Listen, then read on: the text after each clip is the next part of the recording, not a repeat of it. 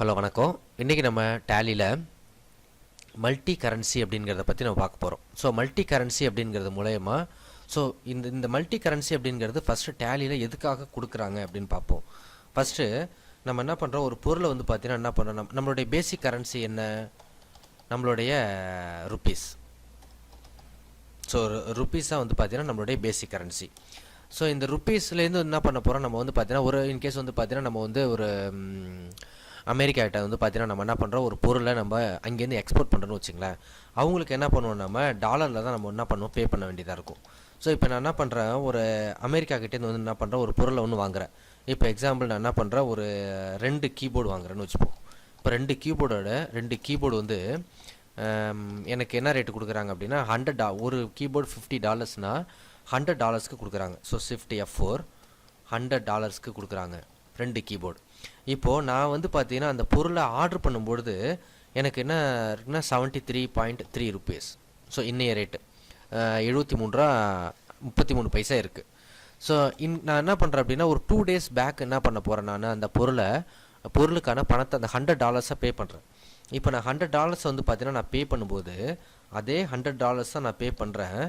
ஆனால் அதோடைய ரேட் எவ்வளோ இருக்குன்னா 75 ருபீஸ் இருக்குன்னு வச்சுங்களேன்.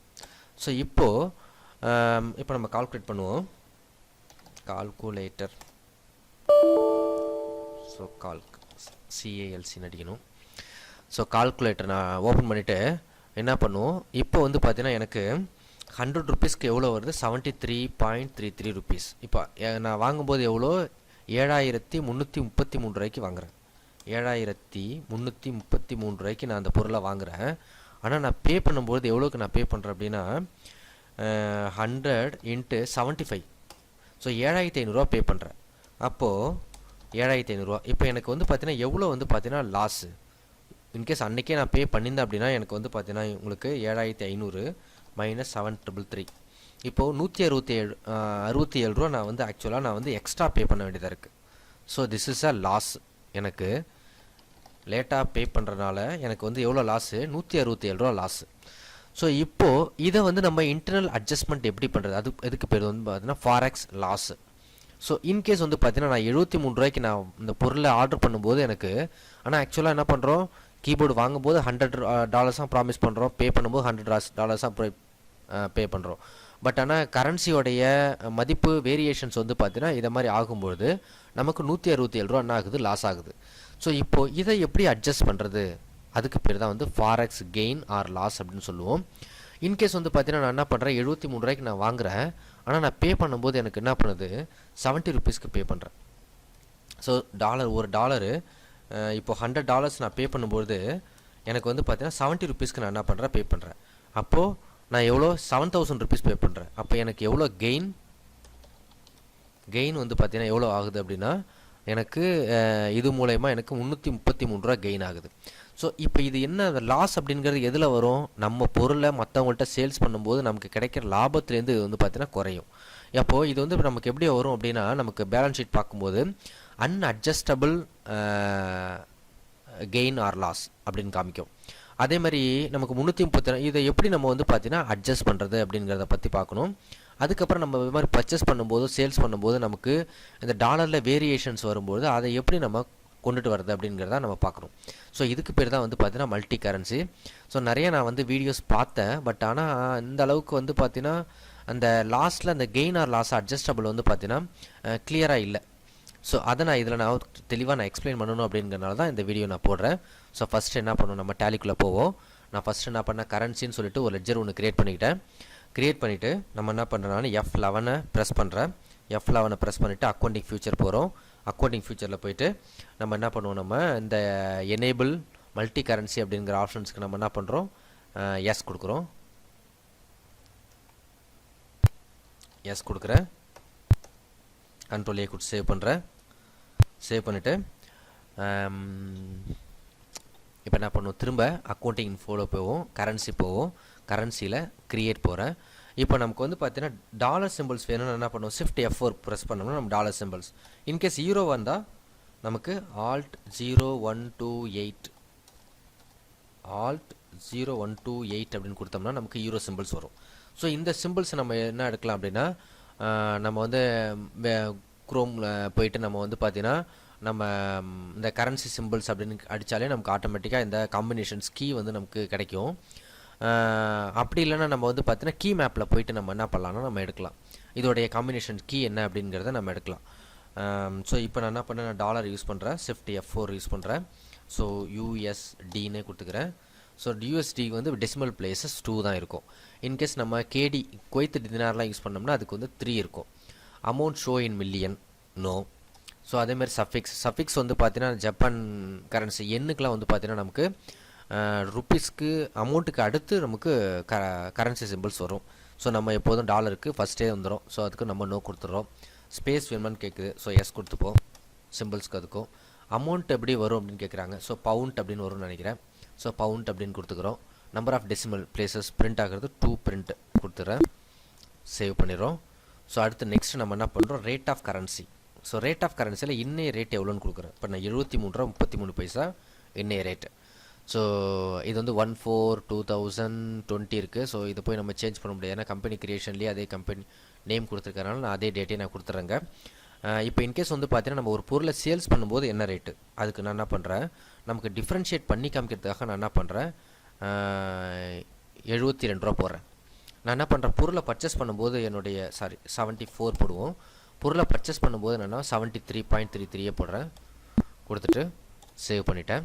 இப்போ என்ன பண்ண போகிறேன், நான் ஒரு ஃபாரின் சப்ளையர்கிட்ட போய்ட்டு என்ன பண்ண போகிறேன், ஒரு பொருளை பர்ச்சேஸ் பண்ண போகிறேன். ஸோ அதுக்கு நம்ம என்ன பண்ணுவோம், பர்ச்சேஸ் போகிறோம். பர்ச்சேஸ் போயிட்டு அக்கௌண்டிங் பார்ட்டிஸ் அக்கௌண்ட் நேமில் போயிட்டு Alt+C யூஸ் பண்ணுறோம். Alt+C யூஸ் பண்ணிவிட்டு நான் வந்து ஃபாரின் சப்ளையர் அப்படின்னு சொல்லிட்டு ஒரு லெஜர் கிரியேட் பண்ணுறேன். அண்டர் சண்டே கிரெடிட்டர் கீழே கிரியேட் பண்ணுறேன். ஸோ அவங்களுக்கு நான் கரன்சி சிம்பிள்ஸை டாலரில் கொடுக்குறேன். டாலரில் கொடுத்துட்டு இங்கே வந்து America, United States of America கொடுக்குறேன். கொடுத்துட்டு சேவ் பண்ணுறேன். இப்போ நான் என்ன பண்ண போகிறேன், ஒரு பொருளை பர்ச்சேஸ் பண்ண போகிறேன். ஸோ இங்கே Alt+C யூஸ் பண்ணிவிட்டு பர்ச்சேஸ்னு ஒரு லெஜர் கிரியேட் பண்ணுறோம். அண்டர் பர்ச்சேஸ் அக்கௌண்ட் கீழே. ஸோ இதில் நம்ம கரன்சி வந்து நம்மளுடைய டிஃபால்ட் கரன்சி தான் நம்ம சூஸ் பண்ணணும். Alt+C யூஸ் பண்ணுறேன். So keyboard Alt+C NOS number.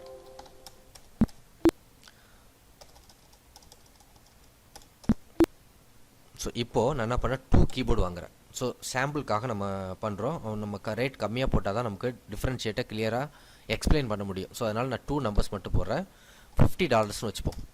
So $50 அப்படிங்கிறது $100 $73.33 7,333 வருது. அப்போ ஒன்றுத்தோட ரேட் என்ன ரேட் வருது நமக்கு, அதை கிளியராக பார்த்துப்போம். நம்ம 3,666 வருது. ஸோ ஏன்னா நம்ம சேல்ஸ் பண்ணணும் இல்லையா. ஸோ அப்போ நம்ம டிஃப்ரென்ஷியேட் பண்ணி காமிக்கிறதுக்காக நம்ம பார்க்குறோம். இப்போ $73.33 நான் என்ன பண்ணுறேன், அந்த பொருளை பர்ச்சேஸ் பண்ணுறேன். ஸோ நான் இந்தியாவுக்கு நான் எக்ஸ்போர்ட் பண்ணும்போது என்ன பண்ணுவோம், நம்ம திரும்ப சேல்ஸ் பண்ணும்போது நம்மளுடைய டிஃபால்ட் கரன்சியை தான் நம்ம என்ன பண்ணுவோம், பொருளை சேல்ஸ் பண்ணுவோம். ஸோ அதுக்கு என்ன பண்ணோம், நம்ம சேல்ஸில் போய்ட்டு F8 ஸோ கேஷ் சேல்ஸ் பண்ணுறேன். இன்கேஸ் நம்ம ஃபாரின் கஸ்டமர்கிட்ட கூட நம்ம அந்த பொருளை சேல்ஸ் பண்ணலாம். ஸோ நம்ம ஃபஸ்ட்டு பர்ச்சேஸ் பார்ப்போம்.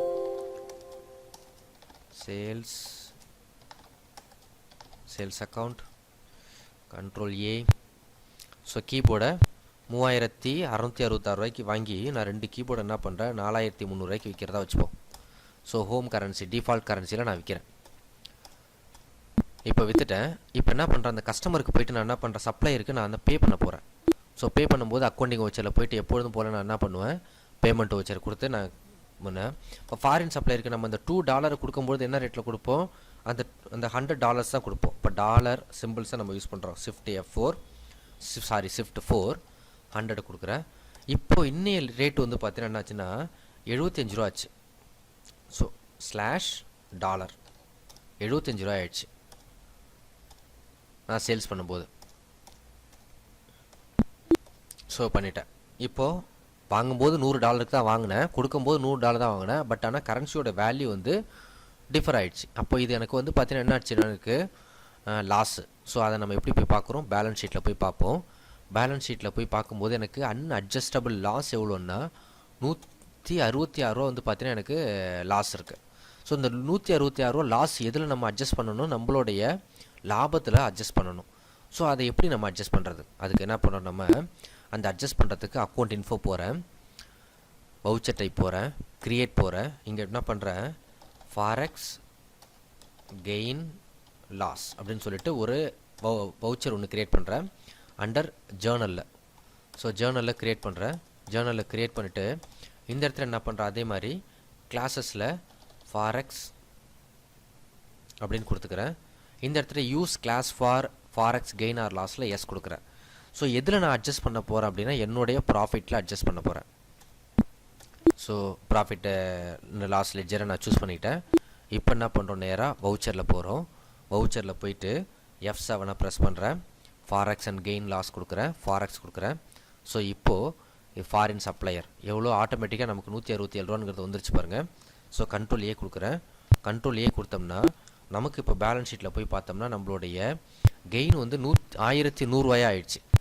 ஸோ அந்த 167 ரூபா அப்படிங்கிறது நம்மளுடைய அந்த மணி ட்ரான்ஸ்ஃபர் ஆகும்போது நமக்கு ஏற்பட்ட லாஸை நம்மளுடைய ப்ராஃபிட்லேருந்து லெஸ் பண்ணிட்டோம் அப்படின்னா நம்மளுடைய எக்ஸாக்ட் ப்ராஃபிட் எவ்வளோ அப்படிங்கிறத நம்ம இங்கே கண்டுபிடிக்கிறோம். ஸோ திஸ் இஸ் மல்டி கரன்சியை யூஸ் பண்ணுறதுக்கான ஆப்ஷன்ஸ். ஸோ இப்போ நமக்கு வந்து லாஸ் கிடச்சிருச்சு, அதனால நம்ம என்ன பண்ணுறோம், நம்ம அட்ஜஸ்ட் பண்ணிட்டோம். இன்கேஸ் கெயின் கிடைக்குதுன்னு வச்சுக்கோங்க, அப்போ என்ன பண்ணுறோம், ஸோ அதுக்கு ஒரு லெஜர் போடுவோம். அக்கௌண்டிங் வச்சு போகிறேன். ஸோ சேம் சப்ளைகிட்டே நான் என்ன பண்ணுறேன், பர்ச்சேஸ் பண்ணுறேன். ஃபாரின் சப்ளைகிட்டே பர்ச்சேஸ் பண்ணுறேன். கீபோர்டு அதே கீபோர்டு பர்ச்சேஸ் பண்ணுறேன். 2 நம்பர்ஸ் பர்ச்சேஸ் பண்ணுறேன் $50. ஸோ லாஸ்ட்டாக நான் 75 ருபீஸ் இன்னைய ரேட்டு பர்ச்சேஸ் பண்ணிட்டேன். அதே மாதிரி என்ன பண்ணுறேன், திரும்ப போயிட்டு அந்த 2 கீபோர்டையும் நான் லோக்கல் கஸ்டமர்கிட்ட நான் என்ன பண்ணுறேன், சேல்ஸ் பண்ணுறேன். கீபோர்டை அதே 2 நம்பர்ஸை 4300க்கு நான் சேல்ஸ் பண்ணுறேன். இப்போது என்ன பண்ணுறேன், டிஸ்பிளே அக்கௌண்ட் புக் லெட்ஜர் நம்ம ஃபாரின் சப்ளையர் போய் பார்ப்போம். நமக்கு வந்து பார்த்தீங்கன்னா 167 ரூபா சார் டிஃப்ரென்ஷியேட் ஆகுது. ஸோ இதை எப்படி நம்ம அட்ஜஸ்ட் பண்ணுறோன்னு பாருங்கள். இப்போ நான் என்ன பண்ண போகிறேன், பே பண்ண போகிறேன். வவுச்சரில் போயிட்டு நான் என்ன பண்ணுறேன், F5 ப்ரெஸ் பண்ணி நான் ஃபாரின் சப்ளையருக்கு என்ன பண்ணுறேன், அந்த $100 நான் என்ன பண்ணுறேன், பே பண்ணுறேன். பட் ஆனால் இப்போது டாலர் ரேட் எவ்வளோ ஆச்சுன்னா 70 ருபீஸ் ஆயிடுச்சு. அப்போ நமக்கு 5 ருபீஸ் வந்து பார்த்தீங்கன்னா நமக்கு ஒரு டாலருக்கு $100 அப்படிங்கிறது நமக்கு வந்து எவ்வளோ வரும் அப்படின்னா, இப்போ நம்ம டிஃப்ரென்ஷியேட் பண்ணி பார்ப்போம் பேலன்ஸ் ஷீட். இப்போ நமக்கு வந்து பார்த்தீங்கன்னா 500 ருபீஸ் வந்து பார்த்தீங்கன்னா என்ன ஆச்சு அப்படின்னா லாபம் கிடச்சிருச்சு. இந்த 500 ருபீஸ் வந்து பார்த்தீங்கன்னா நமக்கு 2200ஓட 500 ரூபா நமக்கு என்ன பண்ணணும், ஆட் ஆகி வரணும். இதை எப்படி நம்ம வந்து பார்த்தீங்கன்னா நம்ம அட்ஜஸ்ட் பண்ணுறது அப்படின்னு பார்ப்போம். ஸோ அதே மாதிரி அக்கௌண்டிங் வச்சுட்டு போகிறேன். அதே F7 ப்ரெஸ் பண்ணுறேன். கெயின் ஆர் லாஸ் கொடுக்குறேன், ஃபாரெக்ஸ். ஸோ இப்போ எனக்கு லாபம் இது வரைக்கும் எவ்வளோ கிடச்சிருக்கு, 2200 ரூபா கிடச்சிருக்கு. ஸோ ஃபாரின் சப்ளையரில் போயிட்டு அந்த 500 ருபீஸை நான் ஆட் பண்ணுறேன். இப்போ எனக்கு லாபம் என்னது, 2700 ரூபா லாபம் கிடச்சிருக்கு. அப்போ நமக்கு லாஸ் கிடச்சிச்சின்னா நம்ம ப்ராஃபிட்டில் தான் நம்ம என்ன பண்ண முடியும், அட்ஜஸ்ட் பண்ண முடியும். அதே மாதிரி லாபம் கிடைச்சாலும் நம்ம ப்ராஃபிட்டில் தான் நம்ம என்ன பண்ண முடியும், ஆட் பண்ண முடியும். ஸோ ஆட் பண்ணாமல் விட்டோம்னா நமக்கு என்ன பண்ணணும், அன்அட்ஜஸ்டபிள் வேல்யூ அப்படின்னு சொல்லிட்டு நம்மளுடைய பேலன்ஸ் ஷீட்டில் ஒரு டிஃப்ரென்ஷியேட் பண்ணி காமிக்கும். ஸோ இதை எப்படி அட்ஜஸ்ட் பண்ணுறது அப்படிங்கிறதா நம்ம இந்த மல்டி கரன்சி அப்படிங்கிறோடைய ஆப்ஷன்ஸ். ஸோ இதில் ஏதாவது உங்களுக்கு சந்தேகம் வந்ததுன்னா எனக்கு கமெண்ட் பாக்ஸில் கமெண்ட் பண்ணுங்கள். கண்டிப்பாக நான் உங்களுக்கு ரிப்ளை பண்ணுறேன். என்னுடைய வீடியோ பிடிச்சிருந்துச்சு அப்படின்னா லைக் பண்ணுங்கள், ஷேர் பண்ணுங்கள், மறக்காமல் சப்ஸ்கிரைப் பண்ணுங்கள். நன்றி, வணக்கம்.